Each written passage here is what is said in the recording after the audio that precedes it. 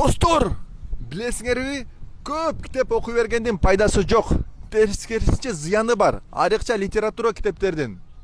Дүйнөдөгү классика деп эсептелген 3 китепти карайлы. Биринчиси болсо Достоевскийдин «Преступление и наказание». Ал китептин каарманы Родион Раскольников. Ал жигит өтө кедей, өтө бактысыз, анан дүйнөдө акыйкатсыздык көп деп ишенет. Акыйкаттылык үчүн ал бир бай бизнесмен аялды соет.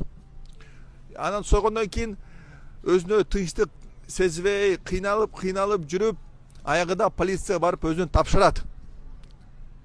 Ушул психопат жөнүндө китептин окугандын эмне пайдасы бар? Биз ушул китепти 2 жума окуганы убакыт короттук, эсине мектептечи. Анан көп дискуссия кылдык. Ушундай психопат жөнүндө эмне пайдасы бар окуганданчы? Эмне сабак алса болот?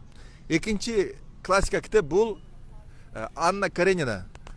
Лев Толстойдун Анна Каренина китеби. Ал китепте Анна Каренина үй бүлөсүндө бактысыз күйөөсү менен, ошол үчүн өзүнөн жакшыраак Вронский менен жүрүп баштайт. Ал менен измена кылып баары ичинде тынчсыздык, бактылык сезбейт. Ошол үчүн ал опиум чегип баштайт.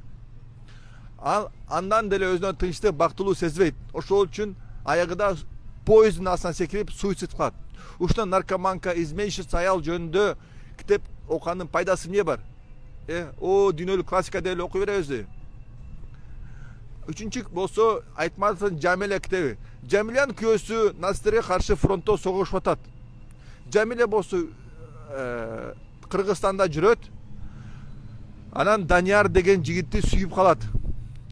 Даниярды сүйүп калып экөө качып кетет. Ушундай изменщица аял жөнүндө окугандын пайдасы барбы? Достор, биз аябай көп убакыт коротобуз ушундай керексиз, пайдасыз психопаттар, наркомандар, изменщицалар жөнүндө китеп окупчу. Ушунун пайдасы барбы? Андан көрө биз убакытты коротуш керекпиз. Жашообузга пайда берген китептерди. Мисалы, финансылык грамотность боюнча кантип салык тапшырыш керек экен, кантип инвестиция тартыш керек экен, кантип салыкты түшүнсө болот экенчи, кантип мыйзамдарды түшүнсө болот. Бул жашоого керектүү билим. Андан кийин өтө маанилүү бул технологияны түшүнүш керекпиз. Кантип компьютер колдонгону, кантип Google колдонгону, кантип ChatGPT'ни өздөштүргөнү. Ушул нерселер бизге жашоого пайдасы берет.